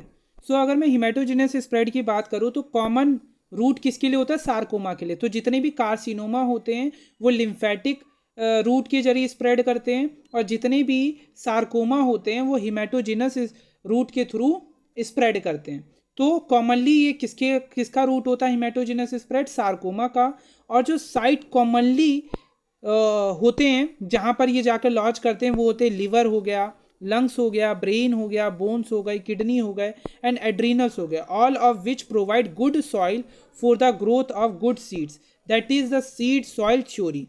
And veins are more commonly involved than the arteries because veins are thinner wall. जैसा कि मैंने आपको पहले ही बता दिया था, इसमें veins ज़्यादा इन्वॉल्व होती है क्योंकि उनकी जो वॉल्स है वो थिनर होती है. That can be penetrated readily, बहुत आसानी से उसे पेनिट्रेट किया जा सकता है, थिनर वॉल होती है, तो इसीलिए वेन्स ज़्यादा कॉमनली इन्वॉल्व होती है हिमेटोजिनस स्प्रेड में। In contrast to arteries have a thicker wall, so जो आर्टरीज होती है उनकी वॉल थिकर होती है, सो इस वजह से वेन्स मोर कॉमनली इन्वॉल्व होती है। ठीक है। With venous invasion the tumour cells in the blood flow, the venous flow draining the site of neoplasm, so liver and lungs are the most frequently organ involve in the haematogenous spread, because जैसा कि मैंने आपको पहले ही बताया था कि liver और lung most commonly क्यों इन्वॉल्व होते हैं, क्योंकि वेन्स के थ्रू होता है। और वेन्स के थ्रू क्यों होता है? क्योंकि उनकी थिनर वॉल होती है, और वेन्स के थ्रू होता है, इस वजह से लिवर और लंग ज़्यादा मोस्ट कॉमनली इन्वॉल्व होते हैं। कारण क्योंकि लिवर क्यों होता है? क्योंकि आपको पता है कि अगर ट्यूमर मान लो ईसोफेगस में हुआ है या स्टमक में हुआ है या इंटेस्टाइन में हुआ है, तो इनकी जितनी भी वेन्स होती हैं ना, वो हार्ट में जाने से पहले लिवर में जाती हैं, जिसे हम क्या बोलते हैं? पोर्टल ब्लड जिसे हम बोलते हैं। सो इस वजह से लिवर मोस्ट कॉमनली इन्वॉल्व होता है। और लंग किस वजह से मोस्ट कॉमनली अफेक्टेड होता है? क्योंकि जितनी भी वेन्स होती है हमारी बॉडी में, वो सुपीरियर वेना केवा और इन्फीरियर वेना केवा में ओपन होती है, और सुपीरियर वेना केवा और इन्फीरियर वेना केवा हमारा राइट ऑरिकल से राइट वेंट्रिकल में जाएगा हार्ट के, और राइट वेंट्रिकल से वो लंग में जाता है। तो इस वजह से इस कावल ब्लड फ्लो की वजह से लंग मोस्ट कॉमनली इन्वॉल्व होता है। So all portal area drainage की वजह से लिवर मोस्ट कॉमनली अफेक्टेड होता है, और ऑल कैवल ब्लड फ्लो की वजह से लंग मोस्ट कॉमनली अफेक्ट होता है इस हिमेटोजिनस स्प्रेड में। बट कभी कभार आर्टेरियल स्प्रेड भी देखने को मिल सकता है। किस केस में occur when tumour cell pass through the pulmonary capillary bed और पल्मोनरी एवी शंट, और when pulmonary metastasis give rise to additional tumour emboli. और retrograde spread by blood route में अकर, अब रेट्रोग्रेड स्प्रेड भी हो सकता है बाय ब्लड रूट में occur at unusual sites due to retrograde spread after venous obstruction. अगर veins में ऑब्स्ट्रक्शन हो जाए तो उसकी वजह से रेट्रोग्रेड स्प्रेड भी देखने को मिल सकता है। सो एग्जाम्पल इसका क्या है? Vertebral metastasis in cancer of thyroid and prostate. Example है vertebral metastasis in cancer of thyroid and prostate. And the most common site of metastasis, ये बात याद रखना, most common site of metastasis हमारा कौन होता है? लिवर होता है, एंड वो भी हिमेटोजिनस स्प्रेड के थ्रू। और सेकेंड मोस्ट अगर कोई पूछे तो वो कौन होता है? लंग होता है। तो liver is the most common site of metastasis, liver है, और मोस्ट सेकेंड कॉमन साइट अगर पूछे तो लंग है। तो सेकेंड कॉमन साइट लंग होता है और मोस्ट कॉमन साइट लिवर होता है। मोस्ट कॉमन साइट लिवर है और second most common site lung है। तो ये बात आपको याद रखनी है। और जैसा कि मैंने आपको पहले ही बताया था, जितने भी कैंसर्स होते हैं मैलिग्नेंट, वो मेटास्टेसिस शो करते हैं except glioma and basal cell carcinoma. ये दो ऐसे कैंसर है जो मेटास्टेसिस शो नहीं करते हैं। अब ये जो हिमेटोजिनस स्प्रेड है, इसको मैंने आपको ब्रीफ में तो समझा दिया है, बाकी अभी इसके हम स्टेप्स देखेंगे कि आखिर ये हिमेटोजिनस स्प्रेड होता क्या। इसके टोटल 8 स्टेप होते हैं, वो 8 के 8 स्टेप हम डिटेल में डिस्कस करेंगे। बट उससे पहले मैं आपको ट्रांससिलोमिक स्प्रेड के बारे में बता देता हूँ, इसके बाद हम डिस्कस करेंगे वो 8 स्टेप हिमेटोजिनस स्प्रेड के, जिसके थ्रू हमारे जितने भी सार्कोमा होते हैं स्प्रेड करते हैं। सो सबसे पहले देखते हैं ट्रांससिलोमिक स्प्रेड। सो ट्रांससिलोमिक स्प्रेड में पहला किसके थ्रू हो सकता है? Direct seeding into the body cavities और बॉडी सरफेस, दूसरा सीएसएफ के थ्रू, और तीसरा इम्प्लांटेशन। तो अगर इन 3 थ्रू से अगर स्प्रेड हो रहा है तो ये हमारा किस में आएगा? ट्रांससिलोमिक स्प्रेड में। ठीक है, तो पहला है direct seeding into the body cavities और सरफेस, तो ये भी हमारा किस में आएगा? ट्रांससिलोमिक स्प्रेड में आएगा। तो बॉडी कैविटीज के थ्रू हमारा किस केस में देखने को मिल सकता है? सो बॉडी कैविटीज में ये देखो, ये वाला डायग्राम देखो, ये वाला डायग्राम शो कर रहा है लिवर में मेटास्टेसिस। देखो लिवर में कुछ इस तरीके से होता है। हिमेटोजिनस स्प्रेड आपको कहाँ कहाँ देखने को मिल सकता है? लिवर में, लंग्स में, ब्रेन में, बोन में, किडनी में, है ना, एड्रिनल में। आपको समझाता हूँ बॉडी कैविटीज से कैसे करता है। ये वाला देखो, इसका सबसे अच्छा एग्जाम्पल है कुकेनबर्ग ट्यूमर। सबसे अच्छा एग्जाम्पल क्या है? ट्रांससिलोमिक में जो बॉडी कैविटीज के थ्रू स्प्रेड कैसे कर रहा है, तो इसका सबसे अच्छा एग्जाम्पल है कुकेन, इसका सबसे अच्छा एग्जाम्पल है क्रूकेनबर्ग ट्यूमर्स। अब क्रूकेनबर्ग ट्यूमर क्या होते हैं, तो मान लो ये देखो, ये स्टमक में ट्यूमर हुआ, और ये जो स्टमक में ट्यूमर हुआ है ये एब्डोमिनल कैविटी के थ्रू पेरिटोनियल कैविटी में गया, पेरिटोनियल कैविटी के थ्रू ये अगर ओवरीज में, दोनों ओवरीज में चला गया, दोनों ओवरीज में ट्यूमर हो गया, इसी को हम बोलते हैं क्रूकेनबर्ग ट्यूमर। इसमें आपको 3 ट्यूमर देखने को मिलते हैं। पहला तो ये हमारा स्टमक में आपको ये प्राइमरी ट्यूमर और 2 सेकेंडरी ट्यूमर देखने को मिलते हैं, वहीं जो यूट्रस होता है वो नॉर्मल होता है। तो ये किस में आएगा, ये बॉडी कैविटीज के थ्रू हो रहा है, क्योंकि यहाँ पर प्राइमरी ट्यूमर कहाँ है, स्टमक में है, और ये जो प्राइमरी ट्यूमर है ये एब्डोमिनल कैविटी के थ्रू पेरिटोनियल कैविटी में गया, और पेरिटोनियल कैविटी के थ्रू इसने किसको इन्वॉल्व किया, दोनों की दोनों ओवरीज को। ठीक है, सो इसी को हम क्या बोलते हैं, क्रूकेनबर्ग ट्यूमर। इसमें हमें एक प्राइमरी ट्यूमर और 2 सेकेंडरी ट्यूमर देखने को मिलते हैं। इसके लिए अगर मैं आपको एक और डायग्राम दिखाऊं तो ये वाला डायग्राम देखो, क्रूकेनबर्ग ट्यूमर में आपको 3 ट्यूमर देखने को मिलेंगे। एक प्राइमरी ट्यूमर जो कि हमारा स्टमक के अंदर ट्यूमर होता है, और वो हमारा एब्डोमिनल कैविटी के थ्रू पेरिटोनियल कैविटी में आता है, और पेरिटोनियल कैविटी के थ्रू वो ओवरीज में स्प्रेड करता है। और इस तरीके से ये देखो, ये दोनों ओवरीज बहुत एनलार्ज हो गई हैं, दोनों ओवरी में, ये दोनों क्या हमारे सेकेंडरी ट्यूमर। तो एक प्राइमरी ट्यूमर और 2 सेकेंडरी ट्यूमर देखने को मिलता है, वहीं जो यूट्रस होता है वो क्या है, नॉर्मल है। ठीक है, तो समझ में आ गया, दिखा दिया मैंने कि कैसे बॉडी कैविटीज के थ्रू स्प्रेड कर रहा है। वहीं अगर मैं दूसरे स्प्रेड की बात करूं, सो ये तो हो गया direct seeding into the body cavities और सरफेस। दूसरा हमारा ट्रांसइलोमिक स्प्रेड में आता है। सो अब अगर हम CSF के थ्रू कैसे स्प्रेड होता है वो देखें, तो वो होता है, मान लो कि अगर ब्रेन में ट्यूमर हो गया है ना, तो ब्रेन में हुआ, तो अगर मैलिग्नेंट ट्यूमर है तो वो CSF के थ्रू कहाँ पर जा सकता है, वो स्पाइनल कॉर्ड में जा सकता है। या अगर मान लो स्पाइनल कॉर्ड में है तो CSF के थ्रू कहाँ आ सकता है, ब्रेन में आ सकता है। तो इस तरीके से CSF के थ्रू भी स्प्रेड हो सकता है। तीसरा है इम्प्लांटेशन। इम्प्लांटेशन भी मैंने ऑलरेडी बताया था, spread of some cancer by implantation by surgeons, scalpel, needles, sutures, and direct prolonged contact of cancer of the lower lip, causing its implantation to the opposing upper lip. So अगर surgeon के स्कापल्स के through उसने कोई surgery की और बिना sterilisation के दूसरे पेशेंट से भी उसी स्कापल से अगर सर्जरी कर दी, और अगर उस स्कापल के ऊपर ट्यूमर सेल्स थे तो वो क्या हो जाएंगे, उस दूसरे पेशेंट में इम्प्लांट हो जाएंगे। सो इस तरीके के स्प्रेड को हम क्या बोलते हैं, इम्प्लांटेशन, और ये भी ट्रांसइलोमिक स्प्रेड में ही आता है। तो ट्रांसइलोमिक स्प्रेड में 3 आते हैं। पहला है हमारा बॉडी कैविटीज के थ्रू, दूसरा है CSF के थ्रू, तीसरा है इम्प्लांटेशन। तो पहला जो है हमारा बॉडी कैविटीज के थ्रू, इसका एग्जांपल मैंने दिया था क्रूकेनबर्ग ट्यूमर। तो क्रूकेनबर्ग ट्यूमर में क्या हो रहा था कि अगर स्टमक में ट्यूमर था, वो हमारा एब्डोमिनल कैविटी से पेरिटोनियल कैविटी में आया, पेरिटोनियल कैविटी से उसने किसको इन्वॉल्व किया, दोनों ओवरीज को।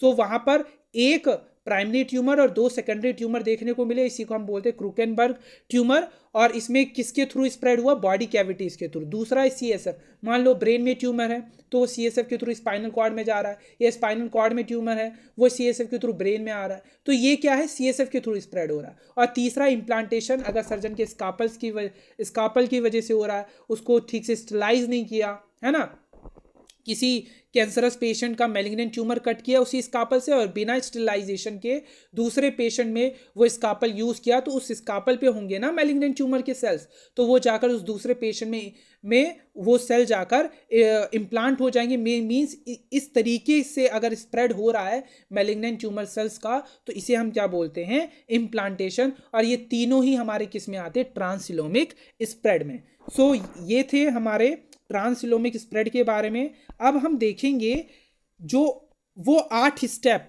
जो हमें हेमाटोजेनस स्प्रेड में देखने को मिलते हैं, मींस मैकेनिज्म क्या है हेमाटोजेनस स्प्रेड का, वो देखते हैं। वो 8 के 8 स्टेप जो कि आपको पता होने चाहिए। अब वो 8 के 8 स्टेप याद करने के लिए आपको सिर्फ ये डायग्राम याद रखना है, फिर मैं आपको थ्योरेटिकली भी बताऊंगा कि क्या होता है।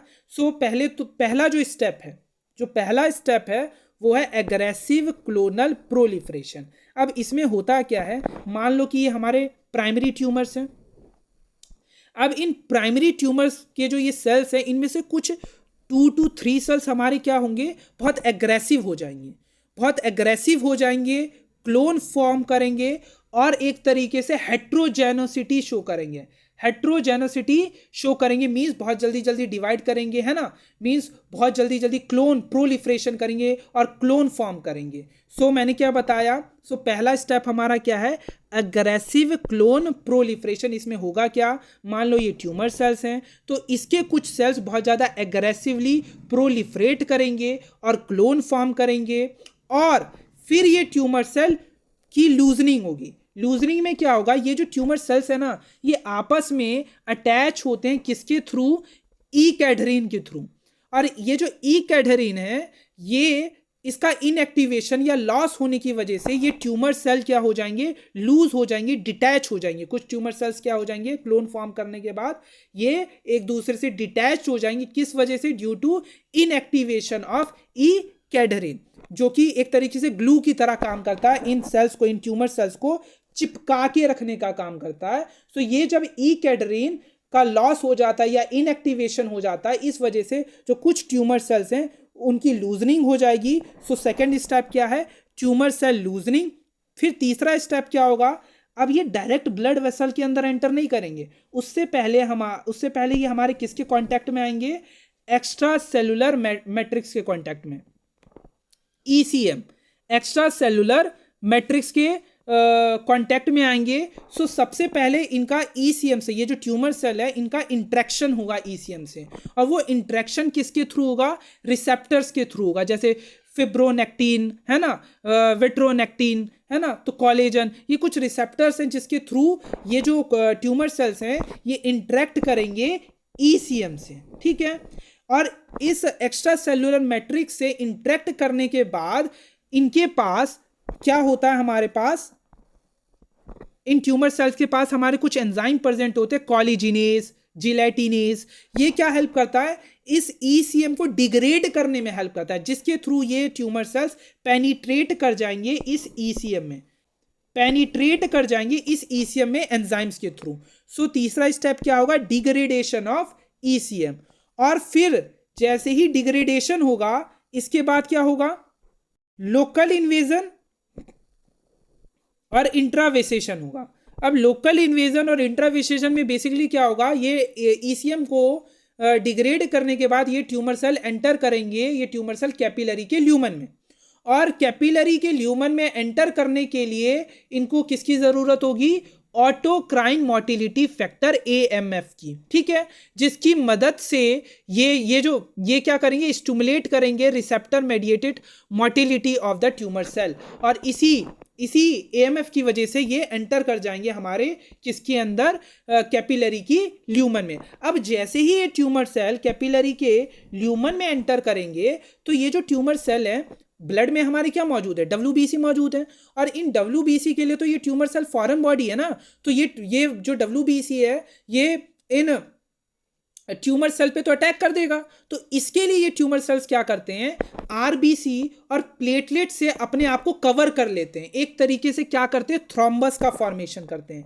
क्या करते हैं, थ्रोम्बस का फॉर्मेशन करते हैं, मींस एक तरीके से कवच बना लेंगे। ये जो ट्यूमर सेल्स है ना, ये अंदर आकर अपने आप को कवर कर लेते हैं, किससे, प्लेटलेट्स और RBC से, और एक तरीके से कवच फॉर्म कर लेंगे, एक तरीके से थ्रोम्बस का फॉर्मेशन कर लेंगे। और फिर क्या होगा, एक्स्ट्रावेसेशन होगा इन ट्यूमर सेल्स का, मींस ये ट्यूमर सेल्स फिर हमारी कहाँ अटैच होंगे, वस्कुलर एंडोथीलियम पे अटैच होंगे, और फिर ये हमारे वहां से ये बाहर निकलेंगे, और फिर 8वें स्टेप में ये क्या करेंगे, ये हमारे survival and growth of metastatic deposits, means ये ऐसी जगह पर जाकर लॉज होंगे जहां पर बहुत ज़्यादा न्यूट्रिशन हो, बहुत ज़्यादा फूड हो, जहां पर इन्हें नरिशमेंट अच्छे से मिले, वहां पर जाकर ये लॉज होंगे, और वहां पर जाकर ये ग्रोथ फैक्टर्स की मदद से ग्रो करेंगे और सेकेंडरी ट्यूमर फॉर्म करेंगे। सो इस तरीके से हेमाटोजेनस स्प्रेड के थ्रू एक ट्यूमर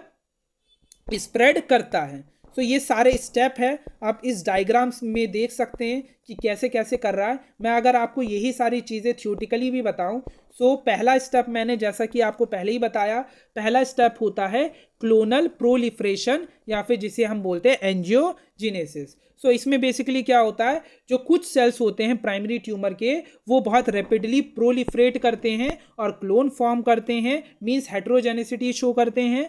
दूसरा स्टेप क्या होता है, ट्यूमर सेल लूजनिंग, मींस ये जो ट्यूमर सेल्स होते हैं ये इनिशियली ई कैटरिन जो कि एक तरीके से ग्लू है, उसके थ्रू ये सारे सेल्स एक दूसरे से अटैच होते हैं, चिपके हुए होते हैं। बट सेकेंड स्टेप में ट्यूमर की लूजनिंग होगी, किसकी वजह से, ड्यू टू लॉस और इनएक्टिवेशन ऑफ ई कैटरिन। और जैसे ही लूजनिंग हो जाएगी इन ट्यूमर सेल्स की, इसके बाद ये ट्यूमर सेल किससे इंटरेक्ट करेंगे, extra cellular matrix means ECM से इंटरेक्ट करेंगे। और ईसीएम से इंटरेक्ट करने के लिए इनको किसकी ज़रूरत होगी, रिसेप्टर्स की, जैसे फिब्रोनेक्टिन, विट्रोनेक्टिन, कोलेजन। सो ये सारे रिसेप्टर्स मौजूद होते हैं जिससे ये इंटरेक्ट करते हैं ईसीएम से। और चौथे स्टेप में इंटरेक्ट करने के बाद ये ट्यूमर सेल डिग्रेड करते हैं, ये क्या करते हैं, ये डिग्रेड करते हैं ईसीएम को, क्योंकि इनके पास क्या मौजूद होते हैं, कोलेजिनेस और जिलेटिनेस। इसकी मदद से ये ट्यूमर सेल्स क्या करेंगे, डिग्रेड करेंगे ईसीएम को। और डिग्रेड करने के बाद एक्स्ट्रा सेलुलर मैट्रिक्स को ये क्या करेंगे, ये एंटर कर जाएंगे, ये एंटर कर जाएंगे कहाँ पर, दीज ट्यूमर सेल एंटर कहाँ कर जाएंगे, कैपिलरी के ल्यूमन में। और इसके लिए इनके पास क्या, किसकी ज़रूरत होगी, autocrine motility factor, a cytokine derived from tumour cells which stimulate receptor mediated motility of tumour sales. ठीक है। और सिक्स्थ स्टेप में जब ये ब्लड वेसल के अंदर एंटर कर जाएंगे, ल्यूमन में एंटर कर जाएंगे, तो ब्लड में क्या मौजूद है, डब्ल्यूबीसी मौजूद है। तो डब्ल्यूबीसी के लिए तो ये ट्यूमर सेल्स फॉरेन बॉडी है, तो ये डब्ल्यूबीसी उसे मार इसीलिए नहीं पाते क्योंकि ये ट्यूमर सेल ये क्या करेंगे, ये ब्लड वेसल के अंदर जाकर, ब्लड के ल्यूमन में जाकर ये क्या करेंगे, प्लेटलेट्स और प्लेटलेट्स और आरबीसी से अपने आप को कवर कर लेंगे, एक तरीके से कवच फॉर्म कर लेंगे और थ्रोम्बस का फॉर्मेशन करेंगे। क्या करेंगे, थ्रोम्बस का फॉर्मेशन करेंगे। The tumour cells are now covered with the constituent of the circulating blood and form a thrombus. The thrombus provide, ये थ्रोम्बस एक तो इन्हें डब्ल्यूबीसी से बचाएगा, दूसरा ये नरिशमेंट भी प्रोवाइड करेगा टू ट्यूमर सेल्स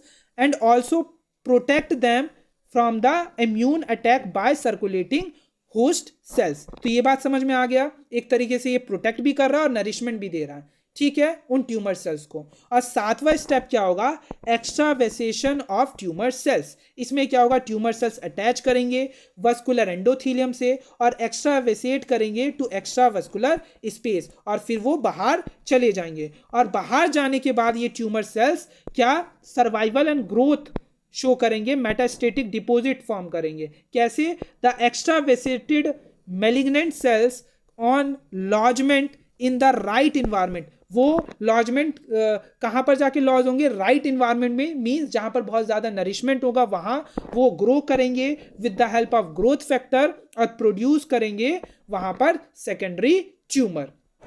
सो ये पूरे 8 स्टेप आपको पता होना चाहिए। ये पूरा मैकेनिज्म मैंने आपको समझाया हेमाटोजेनस स्प्रेड का कैसे होता है। सो अगर मैं दोबारा से आपको ये पूरे हेमाटोजेनस स्प्रेड का स्टेप अगर मैं दोबारा आपको रिवाइज कराऊं, तो पहला है क्लोनल प्रोलिफरेशन एंड एंजियोजेनेसिस। इसमें क्या होगा, बेसिकली जो कुछ प्राइमरी ट्यूमर सेल्स के जो कुछ ट्यूमर सेल्स होंगे वो बहुत रैपिडली प्रोलिफरेट करेंगे, क्लोन फॉर्म करेंगे। इसके बाद कुछ ट्यूमर सेल्स लूज होंगे प्राइमरी ट्यूमर से। ये इनिशियली तो ई कैड्रिन की मदद से चिपके हुए होते हैं, बट इनका इनएक्टिवेशन ऑफ ई कैड्रिन और लॉस ऑफ ई कैड्रिन की वजह से इनकी लूजनिंग होगी। लूजनिंग करने के बाद ये जो ट्यूमर सेल्स है ये इंटरेक्ट करेंगे ईसीएम से with the help of receptor, जैसे फिब्रोनेक्टिन वगैरह हो गया है ना। और फिर इनके पास कुछ एंजाइम्स मौजूद होते हैं जिसकी मदद से ईसीएम को डिग्रेड करेंगे, जैसे कोलेजिनेज और जिलेटिनेज। और डिग्रेड करने के बाद ये एंटर कर जाएंगे किसके अंदर, ये एंटर कर जाएंगे कैपिलरी की ल्यूमन में। और कैपिलरी के ल्यूमन में एंटर करने के लिए इनके पास क्या होता है, ऑटोक्राइन मोटिलिटी फैक्टर, इसकी मदद से ये एंटर करते हैं। जैसे ही ये ब्लड वेसल के अंदर एंटर करेंगे, ल्यूमन में एंटर करेंगे, तो डब्ल्यूबीसी से बचने के लिए और नरिशमेंट के लिए ये क्या करेंगे, अपने आप को कवर कर लेंगे आरबीसी और प्लेटलेट से। ये एक तरीके से इनको, इन ट्यूमर सेल को नरिशमेंट भी प्रोवाइड करेगा और प्रोटेक्शन भी देगा डब्ल्यूबीसी से इम्यूनिटी से, और इस तरीके से एक थ्रोम्बस का फॉर्मेशन हो जाएगा।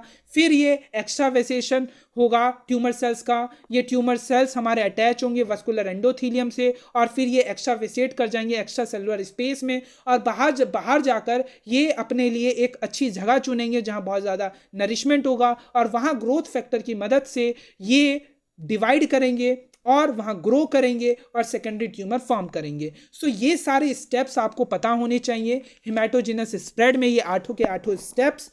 सो मैंने आपको ये सारा आपको अच्छे से समझाया, आई होप ये आपको समझ में आया होगा। अब कुछ एमसीक्यू सॉल्व कर लेते हैं। सो पहला क्वेश्चन क्या है, the most reliable feature of malignant tumour क्या है?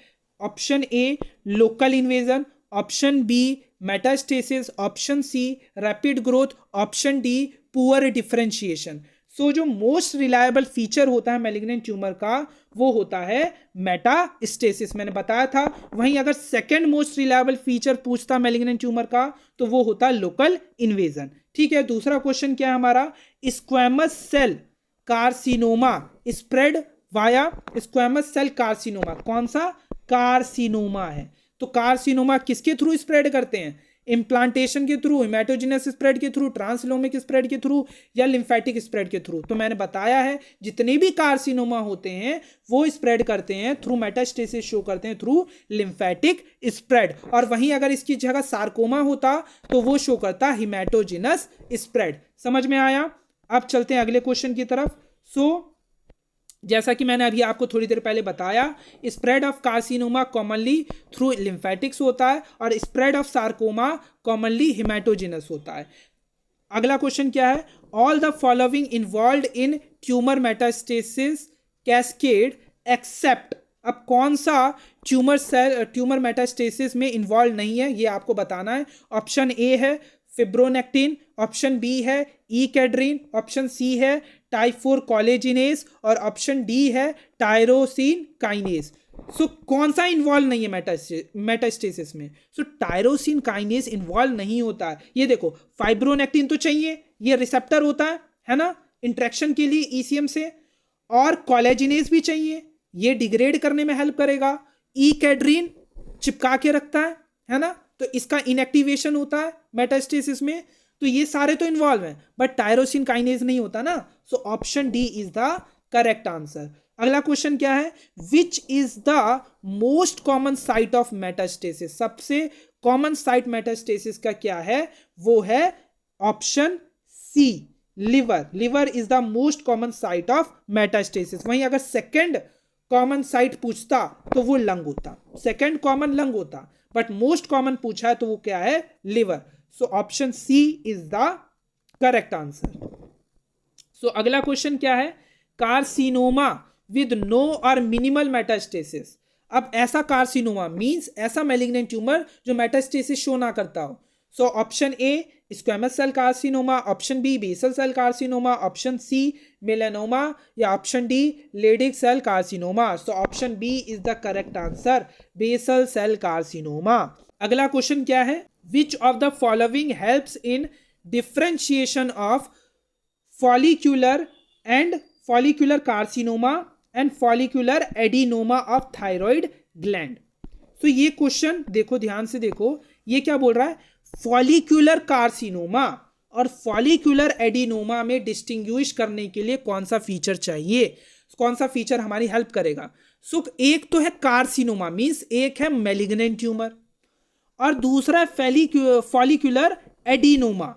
फॉलिक्यूलर एडिनोमा मींस एक है benign tumour, means malignant tumour को बिनाइन ट्यूमर से डिफरेंशिएट करने की में कौन सा फीचर हमारी हेल्प करेगा? So common option C is the correct answer, vascular invasion. Vascular invasion is the second most surest sign of malignancy, है ना, सेकेंड होता है, सेकेंड मोस्ट कॉमन साइन होता है मैलिग्नेंसी का वेस्कुलर इन्वेजन, है ना, लोकल इन्वेजन जिसे हम लोकल इन्वेजन बोलते हैं। So vascular invasion is the sign है हमारा किसका? कार्सिनोमा का होता है ना, क्योंकि मैंने बताया था जो सेकेंड कॉमन साइन होता है, most common surest, second surest sign होता है वो लोकल इन्वेजन होता है, और मोस्ट कॉमन कौन होता है? मेटास्टेसिस होता है। ये इसमें पूछ रहा था इस क्वेश्चन में कि मैलिग्नेंट ट्यूमर को बिनाइन ट्यूमर से डिफरेंशिएट करने के लिए कौन सा फीचर हमारी हेल्प करेगा। Option C is the correct answer, vascular invasion. अगला क्वेश्चन देखते हैं। अगला क्वेश्चन है squamous cell carcinoma spread by carcinoma. Carcinoma किसके थ्रू स्प्रेड करता है? कार्सिनोमा स्प्रेड करता है लिम्फेटिक रूट के through. Option B is the correct answer. अगला क्वेश्चन क्या है? अगला क्वेश्चन है surest sign of malignancy is. तो बताया सबसे श्योरेस्ट साइन होता है मैलिग्नेंसी का metastasis. Option D is the correct answer. इसी के साथ नियोप्लेशिया पार्ट 2 कंप्लीट हुआ, जिसमें हमने सीखा कि हम कैसे डिफरेंशिएट करेंगे बिनाइन ट्यूमर को मैलिग्नेंट ट्यूमर से। और मिलते हैं नियोप्लेशिया के पार्ट 3 में, जहां पर हम डिस्कस करेंगे जेनेटिक रेगुलेटर्स के बारे में, मींस प्रोटोऑन्कोजीन्स, है ना, tumour suppressor genes, apoptosis regulatory genes, DNA repair genes. इन सब के बारे में हम डिस्कस करेंगे नियोप्लेशिया के पार्ट 3 में। मिलते हैं नियोप्लेशिया के पार्ट 3 में। तब तक के लिए खुश रहें, मस्त रहें। जय हिंद।